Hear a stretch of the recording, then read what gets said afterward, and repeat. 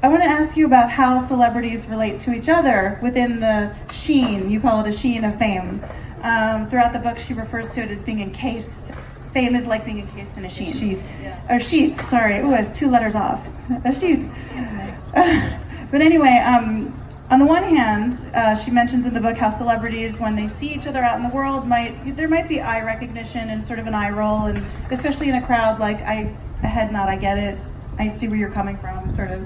And on the other end of that spectrum, when there's a disparity between famous people's level of fame, there's an interesting dynamic that can happen. She talks about being at a party in 2007-ish. Yeah.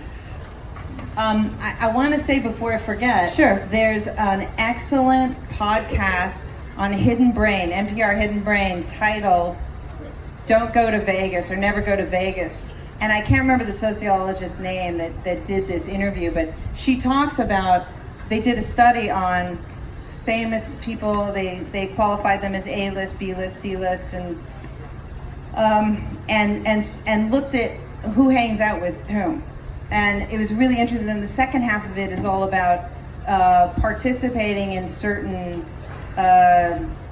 areas of society and how you qualify for those, like the aspirational yoga mat, Whole Foods group. And anyway, it's a very interesting thing that taps into your question there. But yes, it can feel, for someone for whom it's part of the descent, that then in the presence of other famous people, I did have experiences that it might have been in my own head, but this is what it felt like, that it was almost like not wanting to catch, because fame is so ephemeral and you can't control it. You can't bring it upon yourself, and you also can't dispel it. It's like energy, like it will just do what it's going to do.